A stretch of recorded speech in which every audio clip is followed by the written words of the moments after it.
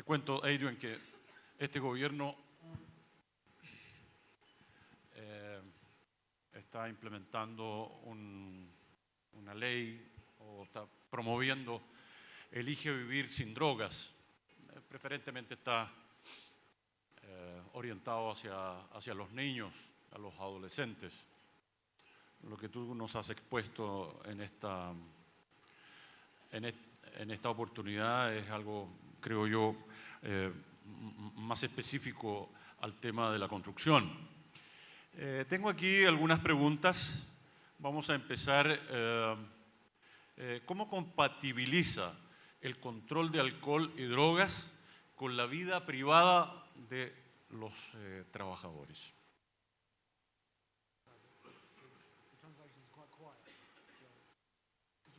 Sorry, could you repeat the translation? Yes, just. ¿Te repito la pregunta? ¿Está okay? No, it's okay. Okay.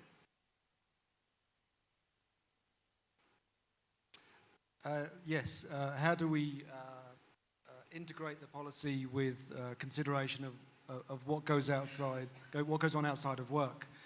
We were discussing earlier, we have a Dutch parent, and if you know Holland, they have a different view on cannabis. So that's a very interesting conversation when we work with our sister companies.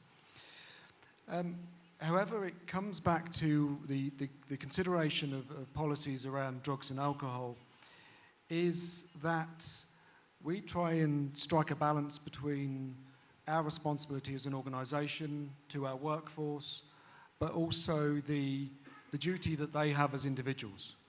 You know, everyone has an individual responsibility to themselves and also those around them. So people have to be considerate of the fact that, you know, the actions that they choose has an implication in the workplace. So they have to make a choice, and people have to decide that, particularly with working in industry, that if they work in industry where there is a strict policy on drugs and alcohol, they have to understand that, and then they have to make the choices that relate to that.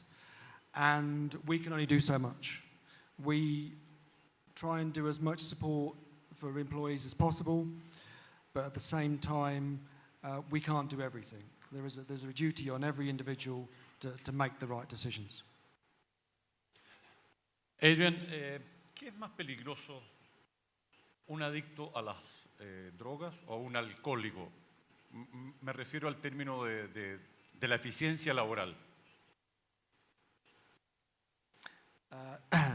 Interesting question. Disculpa, ¿tienes un estudio respecto de eso? ¿Estadísticas? No, unfortunately not. There's a challenge around the data within construction industry in the UK. There's lots of research around drug use in the general populace, and however, the consideration they're not mutually exclusive. You know, the implications of alcohol misuse, drug misuse, medication misuse, ultimately they have the same potential impact. And it can be, you know, one person's decision that impacts the life of somebody else. And that's what we're also trying to convey within our safety culture, is that it's not just about you, it's about everyone else around you. So it's a difficult question to answer. They're all equally just as dangerous. Ok, una pregunta de nuestros invitados. ¿Qué rol juega la representación colectiva social de los trabajadores en la política de prevención de consumos de alcohol y drogas de su empresa? Sorry, could you repeat the translation? Yes.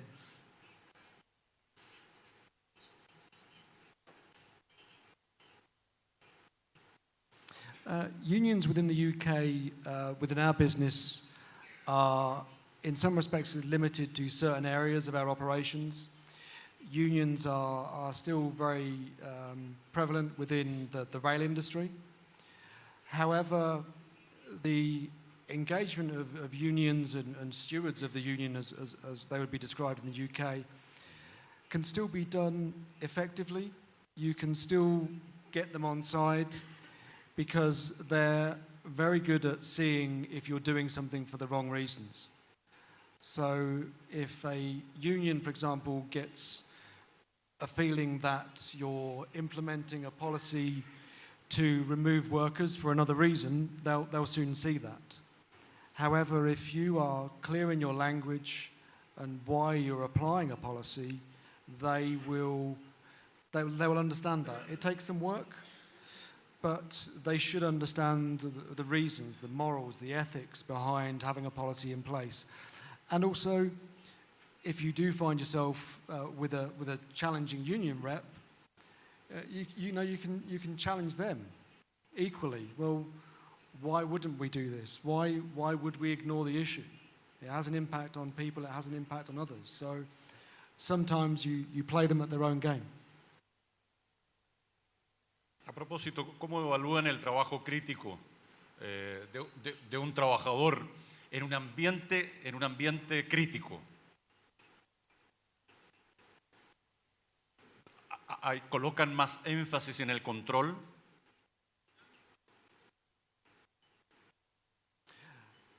Yes, in some respects. In safety in general, we use a term that is safety critical work. And within our health and safety policy, we define operations or tasks that are considered more safety critical than others. So that would include some easy subjects such as work at height, operating plant, driving vehicles, because of the consequence of those activities. The drug and alcohol policy is applied consistently. However, the difference is with regards to medication. So if somebody is taking a medication for a common cold, lots of colds, if you actually read the instructions, and as men we don't read instructions generally, so it's good to check. But because of the drowsiness that lots of medication causes, we may make a decision to remove someone from those safety critical operations, so reallocate them to another task until that course of medication completes. So that's the only difference in the application. Hoy en Chile, la tasa de consumo promedio de empresas que no abordan el tema es de un 20%. ¿Qué metodología de muestreo sugiere usted en este escenario tan diferente de el Reino Unido con tasas de consumo del 4%?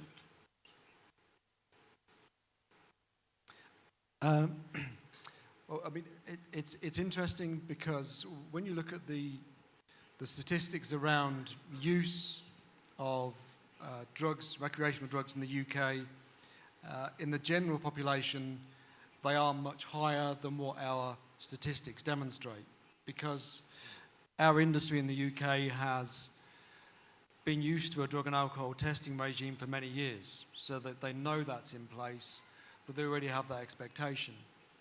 However, we were in a very different place 10 years ago when we first implemented the policy, and as I was talking about in my slides, you have to approach it very carefully, very cautiously, and I was talking to somebody this morning from Cecilia from BASF, and they were talking about an initial period where they had part of a policy in place, and there was almost a voluntary element to that, if I understood it correctly. And then that was building to a more defined, wider policy on drugs and alcohol. So it actually allows them to integrate the process slowly into the organisation. And that's one way to do it.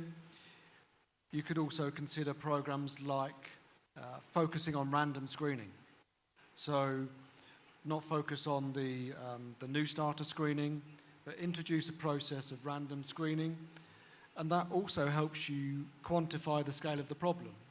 So you can base your following actions upon your own data. So rather than, you know, there's always statistics. There's a joke in the UK that 97% of statistics are made up. And by doing your own screening and getting your own data, you can then demonstrate that you're reacting to where your organization is at that point in time.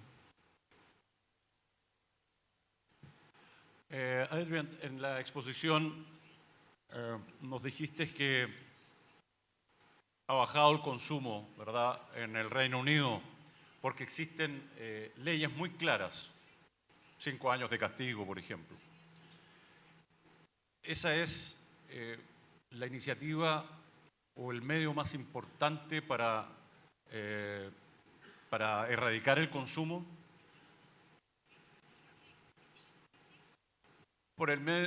Quizás por el miedo a perder el trabajo del tipo que está consumiendo. No, I would say it's much deeper than that.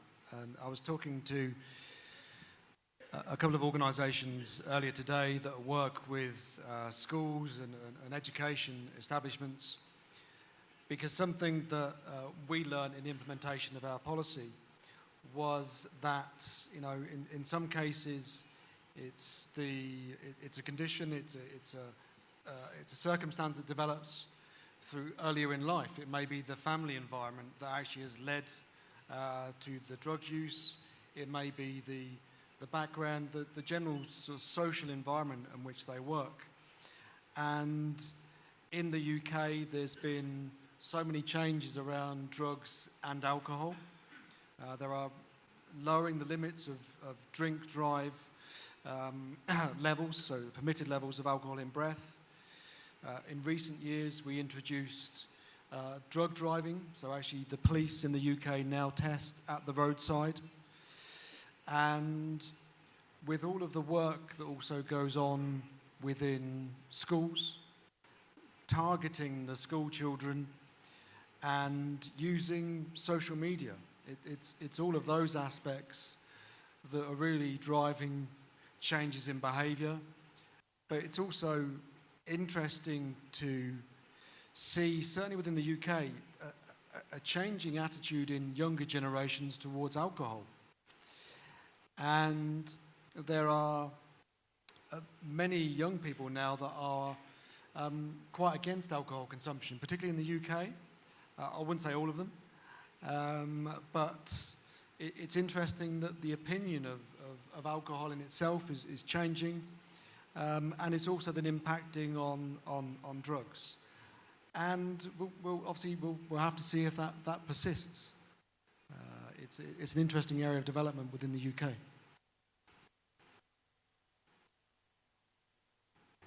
Los hinchas del Liverpool ayer no son la excepción, ¿no?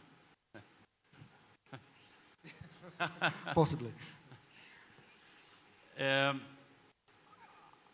Hay un trabajador que queremos contratar, pero sabemos que él es un consumidor de alcohol o de droga. ¿Cómo procede la empresa con esa persona? Y es una persona que a la empresa le interesa tener, porque, por ejemplo, puede tener un trabajo específico que justamente le interesa a la empresa, pero tiene este problema. ¿Se contrata o lo contratan y le hacen un procedimiento?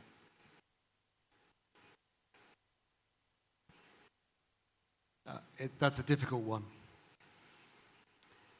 Because I was talking earlier around there is a danger that if you have exceptions to your policy to allow, whether it be for specific individuals or someone of a senior position, then word will soon spread of double standards within your policy. And then it will start to fall apart in simple terms. And unfortunately, in that circumstance, I would perhaps thinking with my mouth open. It's a sensitive subject. You treat them each on a case-by-case basis.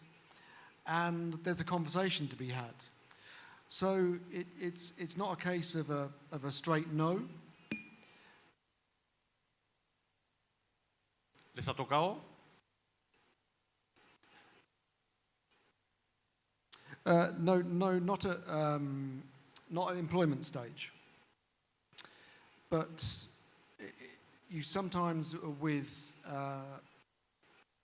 failures from, say, random screening, you have to be very careful when dealing with drug and alcohol policies, because you have to be considerate that they are human. And actually, there might be a reason for the drug use or the alcohol misuse. And it might be a symptom of something else. And you have to be very careful casting someone aside and dismissing the problem, because, you know, in terms of that general duty that we have as business leaders and owners and operators, but also as, I guess, as fellow human beings, to just dismiss the problem it's a challenging position to take. So every failure situation is taken on a case-by-case basis to try and understand the reasons behind it. Some are quite clear-cut. It's a clear failure, it's gross misconduct and removal from the business. But sometimes there might be something more to the story. So, sorry, a vague answer to a question, but you have to consider each situation in turn. Muy bien, le damos el aplauso a Adrian Shah-Cundy. Gracias.